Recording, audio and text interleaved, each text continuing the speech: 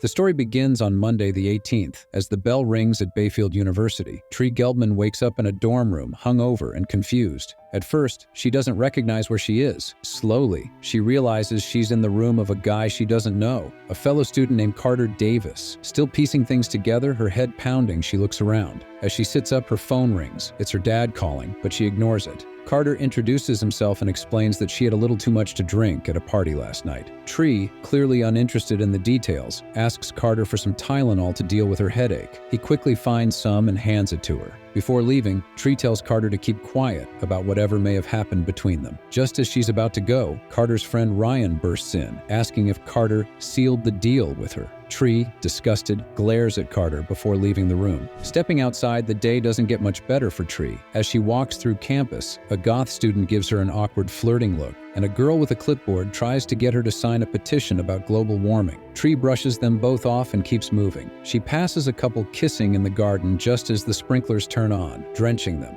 Nearby, a group of fraternity boys are hazing new members, and one of them collapses from exhaustion. As she continues walking, Tree runs into Tim, a guy she went on a terrible date with. Tim awkwardly asks why she hasn't been replying to his texts. Tree bluntly tells him that their date, which included going to Subway, was awful. Without waiting for a response, she walks away. Finally, Tree reaches her sorority house, where Danielle, the sorority president, catches her sneaking in. Danielle reminds her about an upcoming house meeting, but Tree just nods and heads to her room. Once in her room, Tree's roommate Lori Spengler greets her cheerfully. Lori reminds Tree that she had a wild night at the party, dancing on tables and even kissing Danielle's boyfriend, something Tree is shocked to hear, as she doesn't remember it at all. Realizing she's running late for class, Tree starts to get dressed in a hurry. Lori, trying to be thoughtful, surprises her with a small birthday cupcake topped with a single candle. She found out it was Tree's birthday from her driver's license and wanted to do something nice. But Tree, not in the mood to celebrate, blows out the candle and tosses the cupcake in the trash, complaining about the carbs.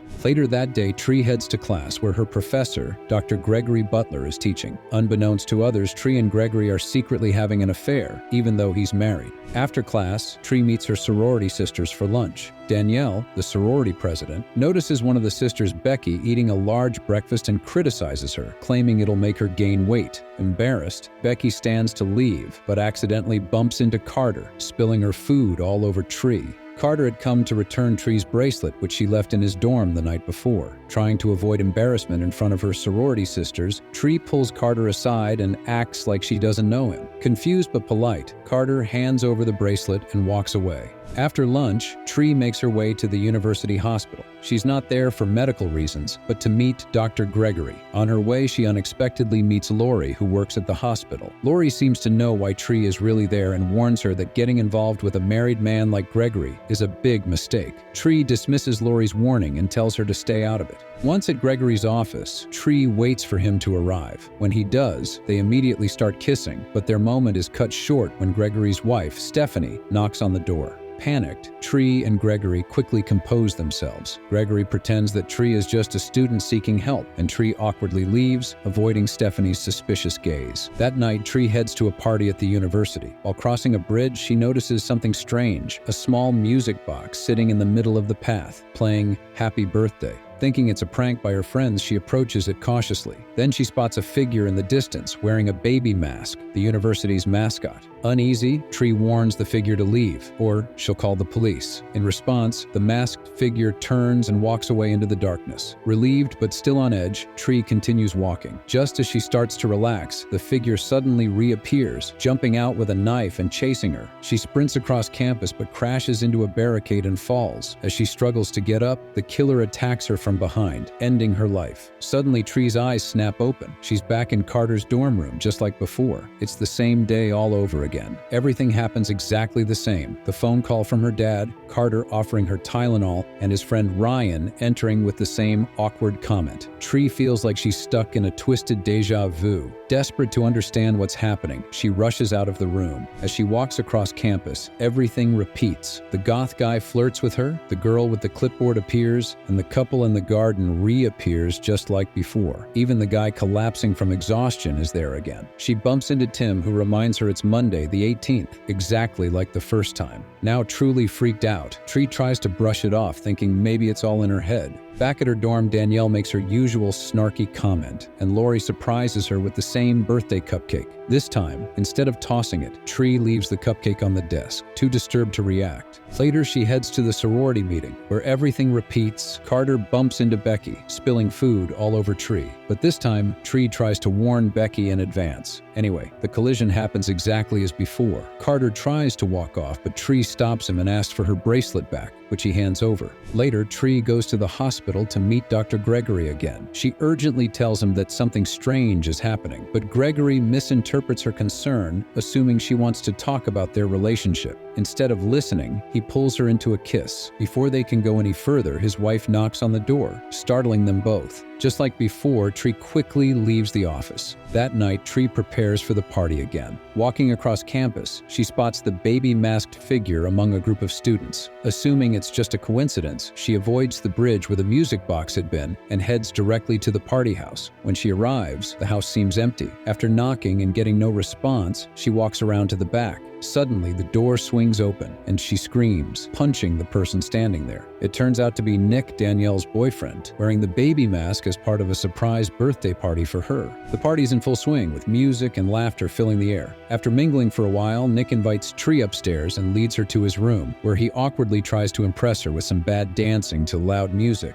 Tree, unimpressed, texts Danielle while Nick continues to dance. Meanwhile, the real killer, also wearing a baby mask, sneaks in and stabs Nick to death while Tree is distracted. When Tree turns around, she initially thinks it's Nick messing around. But when the killer pulls out a knife, she realizes it too late. They struggle, and the killer stabs Tree with a broken bong. Tree wakes again, screaming, back in Carter's room, gasping in shock. Carter, completely confused, watches her, unsure of what to do. Tree quickly dresses and runs out of the dorm, noticing that everything is happening exactly the same way. The petition girl, the sprinklers, the frat guys, and eventually, Tim. When she returns to her room, Lori greets her in the same way, but Tree is visibly shaken. She tells Lori that she feels like she's losing her mind and explains that she's reliving the same day over and over again. As proof, Tree mentions the cupcake and the surprise party, but Lori doesn't believe her. Tree becomes more frantic, insisting that someone is going to kill her that night, which frightens Lori. Trying to calm her down, Lori suggests Tree get some rest, assuming the stress is due to her mom's passing. Later, Tree decides to skip the party and stay home. She barricades the windows and blocks the door with furniture, trying to keep the killer out. The power flickers, heightening her anxiety. Before eating the cupcake, the TV flickers and randomly turns on, showing a murder on the news. Freaked out, she searches for the remote and instead finds a black envelope with a birthday card containing a threatening message. Terrified, Tree grabs a hammer and nervously checks the room. Hearing noises in the bathroom, she goes to investigate, but before she can look behind the shower curtain, the masked killer sneaks up and after a quick struggle, stabs her to death. Tree wakes up screaming in Carter's dorm, scaring him once more. Panicking, she bolts out of the room, overwhelmed by the realization that everything is repeating again. Spiraling into panic, she bumps into Carter, who returns her belongings. Desperate for answers, Tree hugs him and pleads for his help. Next, they sit in the campus cafeteria as Tree explains her situation, with Carter listening intently. Her phone rings. It's her birthday again. Carter suggests the killer knows it's her birthday, so anyone aware of it could be a suspect. He also reassures her that they didn't sleep together the previous night, clarifying that he slept on Ryan's bed instead. Taking Carter's advice, Tree starts making a list of suspects, determined to find the killer. She realizes she has as many chances as she needs to figure out who's after her since she keeps waking up after each death. Her first suspect is Tim. She sneaks over to his room, peeking through his window, and discovers that he's actually gay, ruling him out as a suspect. However, before she can leave, the masked killer appears and stabs her again. Tree wakes up once more, furious. She throws her phone in the trash and decides to take a different approach. She cuts and dyes her hair, determined to stop the killer. Next, she suspects Gregory's wife, Stephanie. Tree stalks Stephanie from the bushes, but before she can make a move, the masked killer shows up again and tackles her, stabbing her to death. Tree wakes up and adds another name to her list, Danielle. As they walk along a path, Danielle trips over a passerby, scattering her documents. Tree spots a birthday card identical to the threatening one she received earlier. Suspicious, Tree starts a fight, and in the chaos, both are hit by a bus, killing Tree once again. She wakes up,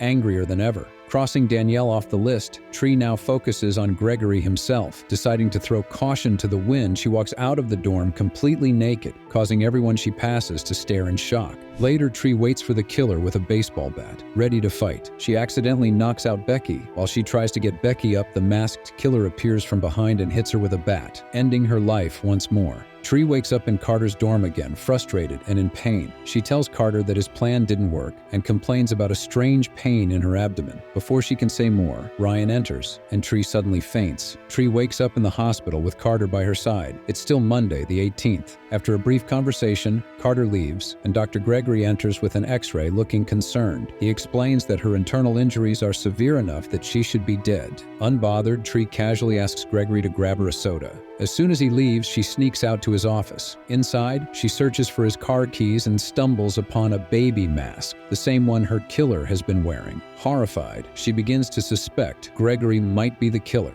Tree looks for Gregory, but before she can confront him, the real masked killer suddenly appears and stabs Gregory, killing him instantly. Terrified, Tree runs to the parking garage, hides, and escapes in Gregory's car. Relieved, she speeds down the highway but is soon pulled over by a police officer. Hoping to be arrested and stay safe, Tree lies about being on drugs. The officer handcuffs her and puts her in the patrol car. Suddenly, another car crashes into the police vehicle, killing the officer. Tree watches in horror as the masked killer approaches, taunting the killer. Hoping for a chance to escape, she waits, but the killer walks away and lights gasoline leaking from the patrol car. The car explodes, killing Tree once again. Tree wakes up again in Carter's dorm, exhausted but determined. She takes control of the situation, takes some Tylenol, sends Ryan away, and starts getting dressed. When Carter asks about her distress, Tree finally opens up and tells him she's been reliving the same day over and over. To prove it, she predicts several events like the sprinklers turning on and a frat guy fainting. Later, at a diner, Tree relaxes with Carter, jokingly burping and farting, assuring him he won't remember any of it after the day resets. Her phone rings again. It's her father, whom she's been avoiding. Tree opens up to Carter about her mom, who shared her birthday but passed away 3 years ago. She admits she hasn't been a good person and feels her mom wouldn't be proud of her. Their conversation is interrupted by a news report about serial killer Joseph Toombs, who is being held at the campus hospital. Tree suddenly realizes that Toombs could be her killer. Tree and Carter rush to the hospital. As soon as they arrive, Tree grabs an axe and heads straight inside, with Carter following behind at a distance. Panic sets in, and she tightens her grip on the axe, moving forward cautiously. Then she spots the security guard outside Toombs' room, dead. Suddenly, the killer appears and fires a shot at her. Tree barely escapes, but a nurse gets caught in the crossfire. Toombs takes off after her, chasing her through the hospital until she's cornered near an elevator. Just as he pulls off his mask and gets ready to shoot, Carter suddenly shows up and tackles him, saving Tree at the last second. In the struggle, she grabs a gun and fires, but it's empty. Sadly, the fight doesn't last long. Toombs quickly overpowers Carter and snaps his neck instantly. Toombs continues to chase her to the top of the bell tower. With a chance to kill him using a crowbar, Tree hesitates, realizing that if the day doesn't reset, Carter will stay dead. Unable to bear losing him, Tree makes the heartbreaking decision to throw herself off the bell tower, resetting the day so she can save Carter. The campus clock chimes 9 and Tree wakes up in Carter's room once more. This time, however, she feels relieved and full of energy. She hugs Carter, thanking him for trying to save her life in the previous loop.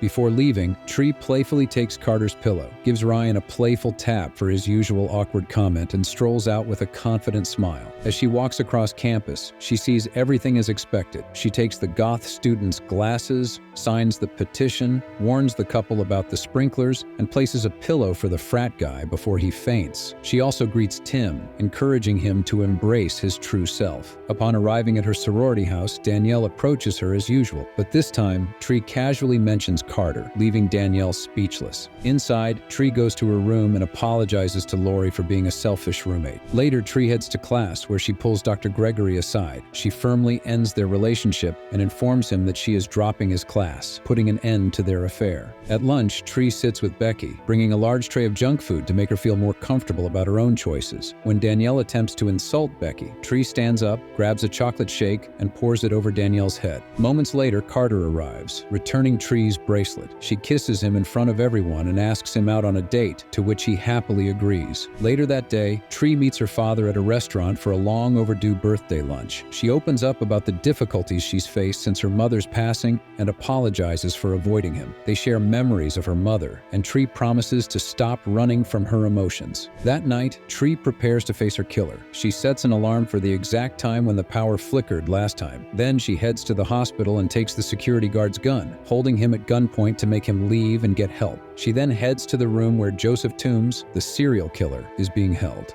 Approaching cautiously, she aims the gun at Toombs, ready to end the nightmare. When she pulls the trigger, nothing happens. She doesn't realize the safety is still on. Toombs smirks, grabbing her as he seizes the opportunity. As he begins to overpower her, Tree's watch alarm goes off, signaling the blackout she had been expecting. In the sudden darkness, Tree manages to slip behind Toombs. When the lights flicker back on, she's behind him, and without hesitation, she shoots him dead. Later that night, Tree and Carter share a quiet moment in her dorm room. She lights the birthday candle on the cupcake Lori made for her, and before blowing it out, she wishes for tomorrow to finally arrive. The next morning, the campus clock chimes 9, and Tree wakes up in Carter's room again. Hearing the familiar birthday ringtone, she panics, knowing it's still Monday, the 18th. Deciding to leave town, she rushes back to her room and starts packing. Lori greets her with the cupcake just like before. Suddenly, it hits her, remembering that she ate the cupcake in the last loop. Tree realizes the truth. She wasn't killed by Toombs, she was poisoned by the cupcake.